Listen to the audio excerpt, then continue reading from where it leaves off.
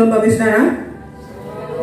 Baik, pada malam hari ini kita langsung saja kita buka Alkitab kita di dalam kitab 1 Samuel pasal 22 ayat 1 sampai 23. Lalu Daud pergi dari sana dan melarikan diri ke gua Adulam. Ketika saudara-saudaranya dan seluruh keluarganya mendengar hal itu, pergilah mereka ke sana mendapatkan dia. Berhimpunlah juga kepadanya setiap orang yang dalam kesukaran, setiap orang yang dikejar-kejar tukang piutang, setiap orang yang sakit hati, maka ia menjadi pemimpin mereka. Bersama-sama dengan dia ada kira-kira 400 orang. Baik Bapak Ibu, tema pada malam hari ini dari ayat pembacaan firman Tuhan. Dari ayat ini saya mengambil self-centered life change, mengubah kehidupan yang berpusat kepada diri sendiri. Bapak Ibu, mungkin saudara pernah mendengar seorang motivator mengatakan bahwa jika kita ingin sukses, jika kita ingin berhasil, kita harus berteman dengan orang-orang yang sukses juga. Orang-orang yang levelnya di atas kita menurut mereka. Jika kita berteman dengan orang-orang selevel atau yang levelnya lebih rendah dari kita, maka kita akan terpuruk atau miskin. Dan pernyataan ini sering dijadikan pegangan untuk mereka yang mendambakan hidup mereka dalam berhasil dalam hal materi. Pada kenyataannya tidak demikian, saudara. Sukses atau gagalnya seseorang ditentukan oleh banyak hal atau banyak faktor. Tidak ada satu faktor dominan untuk berhasil dalam hidup seseorang itu. Kalau kita rajin bekerja, kita rajin berusaha, kita berjuang, dan kita akan memetik hasilnya. Itu logikanya, ya. Nah, saran motivator agar kita bergaul dengan orang sukses supaya kita memiliki pola pikir sukses adalah menurut saya saran yang hanya bersifat sugesti saja, saudara. Mensugesti kita berteman bergaul dengan orang-orang sukses untuk memiliki pola pikir yang sukses. Ini sebenarnya hanya sugesti saja. Nah, kita perhatikan Daud sebelum menjadi raja Israel yang terkenal, Daud sering hidup dalam ancaman. Salah satunya ialah Raja Saul, di mana Raja Saul dia sangat iri melihat keunggulan dalam hidup Daud. Makanya di dalam perikop ini, mengapa Daud melarikan diri ke gua Adulam? Dia sedang menghadapi banyak ancaman dalam kehidupannya. Daud terpaksa harus melarikan diri, bersembunyi dari satu tempat ke tempat yang lain. Kalau kita mundur sebelum pembacaan kita tadi, sebenarnya Daud melarikan diri di Nob. Nah, setelah dia dari Nob, dia melarikan diri lagi ke gua Adulam. Nah, di sini kita melihat saat berada di gua Adulam, ada di sana dikatakan dia bertemu dengan 400 orang. Ada 400 orang yang bergabung dengan Daud pada waktu itu. Mereka merasa senasib dengan Daud. Nah, kita melihat di sini, apakah mereka orang-orang sukses? 400 ini tadi bukan, saudara. Mereka adalah orang-orang yang berada dalam kesukaran, orang-orang yang bermasalah, orang-orang yang sakit hati. Mereka merasa senasib dengan Daud, dan Daud menjadi pemimpin bagi orang-orang yang bermasalah ini. Bukan jumlah yang sedikit, Bapak Saudara, 400 orang. Nah, kita sulit memahami Daud yang mengalami demikian banyak ancaman justru harus bersama orang-orang yang bermasalah. Seharusnya bukankah itu akan menambah banyak masalah dalam hidup pribadi Daud? Tidak, saudara. Tuhan tahu kapasitas iman Daud. Tuhan tahu kedalaman hubungan Daud kepada Tuhan. Saudara, secara manusia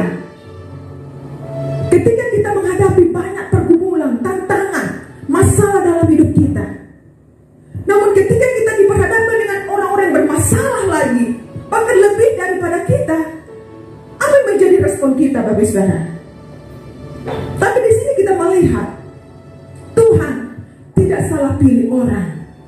Tuhan tahu ukuran iman Daud pada waktu itu. Tuhan tahu kedalaman hubungan Daud kepada Tuhan.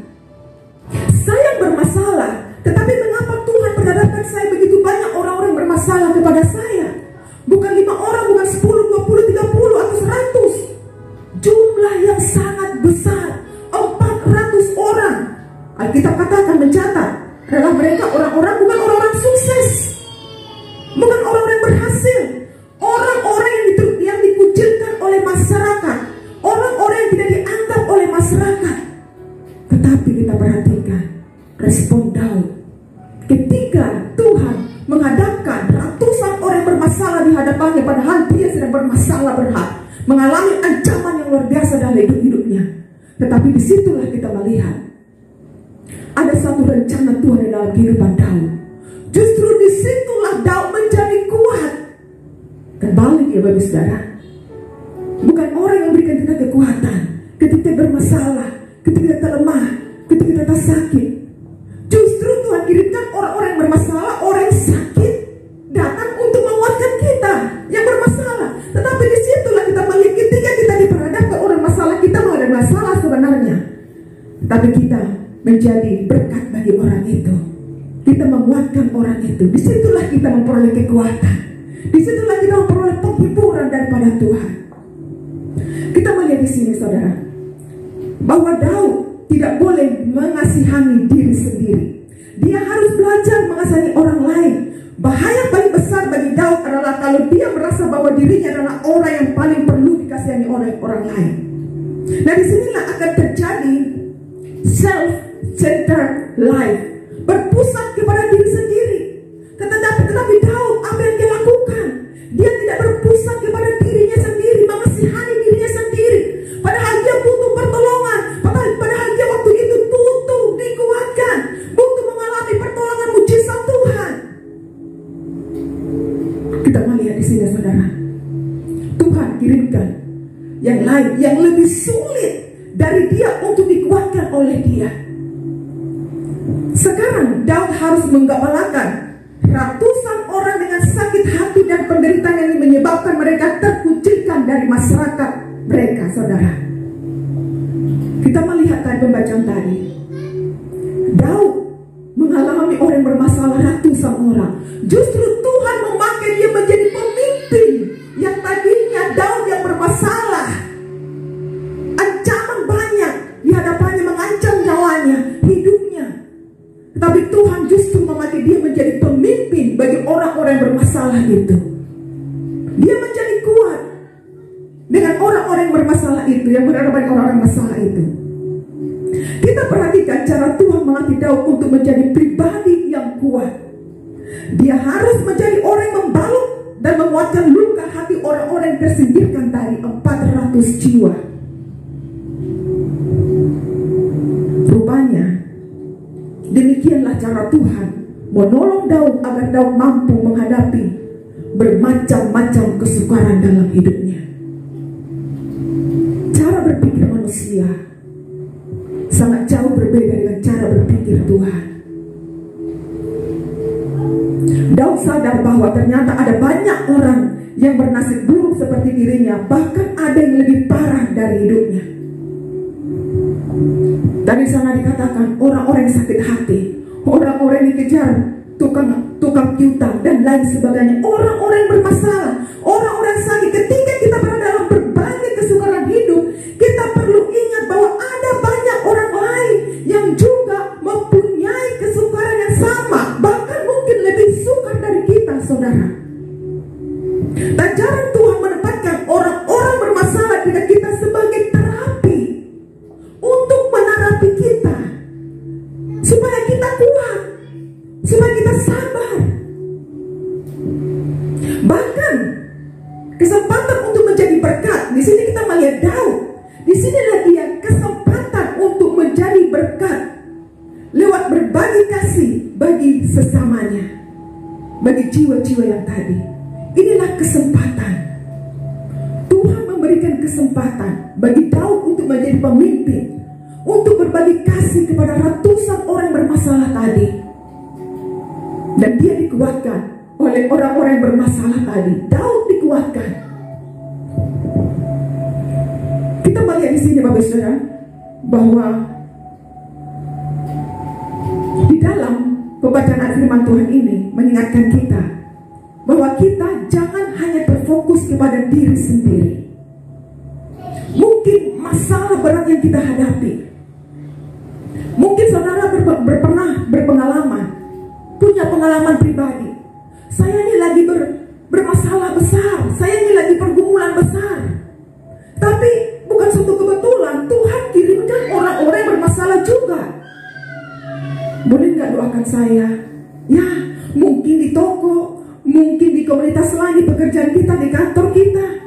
Padahal posisi kita mau dikuatkan, posisi kita Tuhan mau tolong kita, tetapi Tuhan berhadapan dengan orang masalah. Tetapi justru disitulah kita dikuatkan ketika Tuhan mempertemukan dengan orang yang bermasalah tadi. Saudara, satu kesaksian, kami hamba Tuhan, dan mungkin secara pribadi kami pun hamba Tuhan ada pergumulan tersendiri, sama dengan mungkin Bapak Ibu Saudara, tapi ukuran pergumulan itu berbeda. Sebagai hamba Tuhan mungkin kita melayani jiwa-jiwa. Kami sebagai manusia masih terbatas, sekalipun hamba Tuhan masih manusiawi. Ada kalanya mungkin kami dalam keterbatasan kami, mungkin dalam keletihan, mungkin ada persoalan keluarga ini, keluarga sini, ada masalah, ada yang sakit, ada apa semua di dalam keluarga. Kami butuh untuk menguatkan mereka. Sedangkan kami pun ada masalah, bukan ada masalah, ada pergumulan tersendiri. Tetapi ada juga orang-orang, tolong doakan dong kami. Dan ini satu menjadi kekuatan atau penghiburan bagi kami tersendiri sebagai panggilan hamba Tuhan. Kami harus melayani, kami harus mendoakan mereka. Ini sebuah kekuatan yang menguatkan kami. Dan secara pribadi, saya melayani lewat media sosial bukan hal yang gampang bagi saudara, bukan hal yang mudah. Bagaimana saya harus melakukannya dengan konsisten, bukan untuk manusia tapi untuk Tuhan. Saya pernah saksikan ini di ibadah raya dulu, pas COVID, 3 tahun COVID ya, sudah berlalu. Awal COVID, kami bergumul suami istri, stop semua pelayanan, tidak bisa kemana-mana. Pernah saya saksikan, tapi saya bergumul secara pribadi dengan Tuhan. Ini COVID secara manusia menakutkan, sangat mencekam di mana-mana,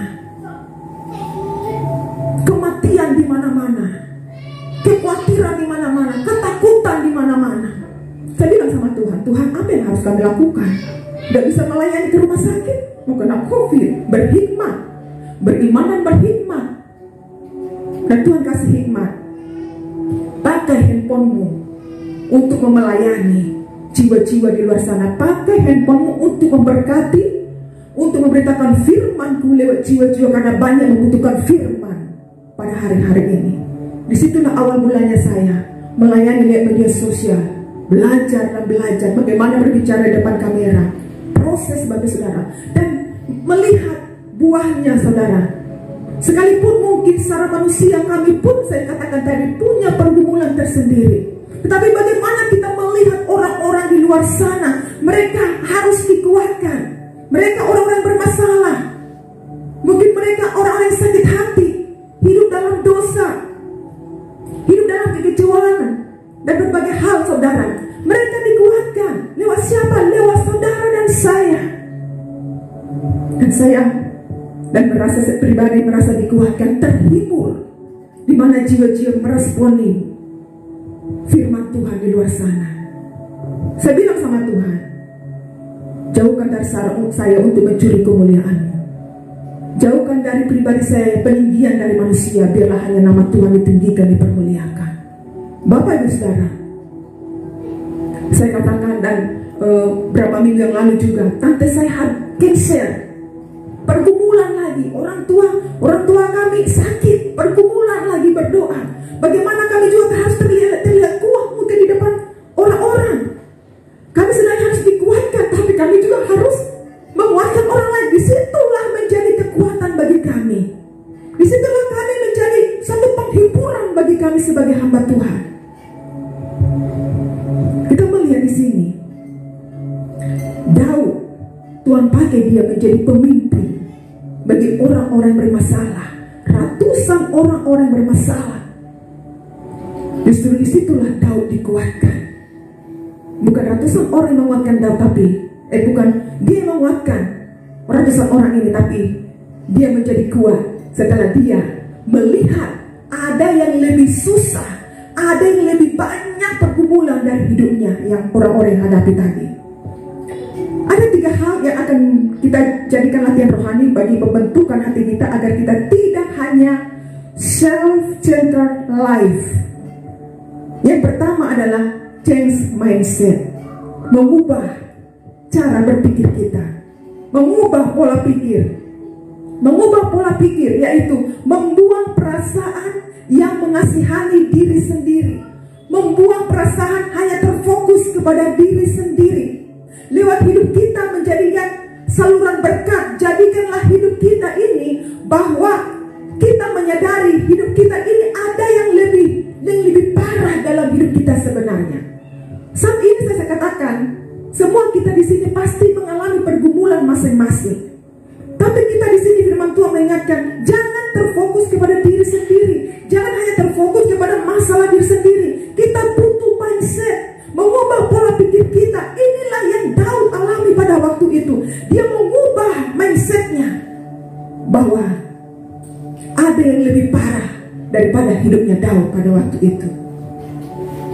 Kita melihat di sini, semakin tenggelam di dalam kesulitan sendiri, semakin kita menjadi egois dan berpusat kepada diri sendiri. Tetapi semakin kita ada kasih kepada jiwa-jiwa, semakin kita memperoleh penghiburan dan kekuatan untuk menghadapi kesulitan sendiri. Gereja Tuhan harus siap menerima jiwa-jiwa yang bermasalah. Gereja Tuhan harus siap menjadi bengkel, Bapak Saudara. Inilah fungsi gereja. Gereja itu bukan menerima orang-orang yang baik-baik, orang-orang yang kudus-kudus saja, tapi gereja menerima jiwa-jiwa yang bermasalah. Inilah fungsi gereja. Ketika mereka ada rasa welcome, penerimaan, merasa ada penerimaan, maka disitulah mereka akan mengalami perjumpaan dengan Tuhan. Maka disitulah mereka akan dipulihkan. Maka disitulah mereka mengalami pertobatan.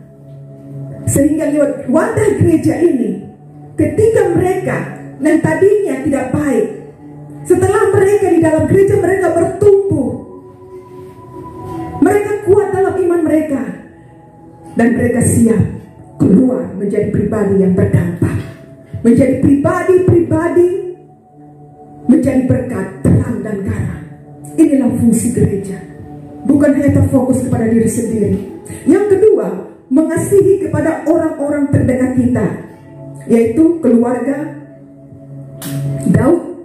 Di ayat ketiga kita melihat di sini bahwa Daud dia juga mengasihi keluarganya. Ayat ketiga, Daud bisa mengasihi ratusan orang yang bermasalah, tetapi dia tidak lupa prioritas dalam hidupnya. Daud mengasihi umat Tuhan, tetapi dia tidak melupakan orang tuanya, saudara-saudaranya. Bahkan juga dia memiliki belas kasihan kepada banyak orang yang bermasalah, tetapi dia juga tidak lupa memiliki kasih, mendebarkan kasih itu kepada saudaranya. Bapak dan saudara, mungkin kita boleh berbelas kasihan kepada orang lain, itu tidak salah firman Tuhan. Kita harus menjadi berkat seperti Daud tadi. Tetapi kita jangan melupakan keluarga kita. Jangan kita mengorbankan suami, istri, atau anak-anak kita. Yang ketiga, kita belajar mengutamakan penyertaan Tuhan. Inilah yang dialami Daud. Belajar mengutamakan penyertaan Tuhan. Kita meninggalkan dosa. Kita belajar mentaati dan melakukan firman Tuhan. Hidup kudus di hadapan Tuhan. Dan kita akan memahami apa yang menjadi maksud dan rencana Tuhan di dalam kehidupan saudara dan saya ketika kita diperhadapkan dengan orang-orang yang bermasalah. Dan kita melihat betapa indahnya pengalaman jika hidup kita disertai Tuhan. Amin. Dan hidup menjadi berkat bagi orang lain dan membawa jiwa-jiwa kepada Tuhan Yesus dan diselamatkan. Kita melihat kualitas hidup kekristenan kita dapat diukur dengan kehidupan yang berbagi dengan sesama, terutama berbagi kasihnya bagi saudara seiman kita. Inilah sebuah kualitas hidup kekristenan kita. Mau berbagi kasih dengan orang-orang terpinggirkan, orang yang sakit hati, orang-orang yang bermasalah. Belum lama ini Bapak Saudara, ada telepon seorang ibu muda baru 2 tahun berkeluarga. Dia katakan, "Ibu, tolong doakan saya. Dia bermasalah dalam keluarganya, dalam rumah tangganya." Saya sampaikan kepada suami saya, ini bukan hal yang mudah memang. Dan saya sama-sama seorang ibu yang muda ini, kau harus kuat. Bukan satu kebetulan Tuhan kau tempatkan di tengah-tengah keluarga yang tegar tengkuk. Ada maksud dan rencana Tuhan. Saya katakan dari saudara, masalah apapun yang kita hadapi, mari kita ubah mindset kita. Jangan hanya self-centered life, berpusat kepada diri sendiri, mengasihani diri sendiri. Stop. Kita lihat pengalaman Daud, bagaimana Tuhan menempatkan dia kepada ratusan orang yang bermasalah. Tuhan mengutus dia menjadi pemimpin bagi orang-orang yang bermasalah. Justru lihat keadaan itulah Daud menjadi kuat. Daud tidak menyerah. Amin. Demikian halnya saudara dan saya. Mari kita terus berjuang. Kita arahkan pandangan kita pada luar sana, banyak jiwa-jiwa untuk menanti uluran tangan saudara dan saya. Lewat doa-doa saudara dan saya, kita jangkau jiwa-jiwa di luar sana. Amin. Dimulai dari gereja kita. Saya katakan fungsi gereja seperti bengkel, menerima orang-orang yang bermasalah, untuk mereka siap dibentuk, mereka siap dikuatkan, mereka siap mengalami pertobatan. Maka ketika mereka sudah mengalami perubahan dalam hidup mereka di dalam gereja, mereka akan keluar menjadi pribadi-pribadi yang berdampak bagi Tuhan. Berikan tepuk tangan bagi Tuhan Yesus. Haleluya. Kita tundukkan kepala kita berdoa.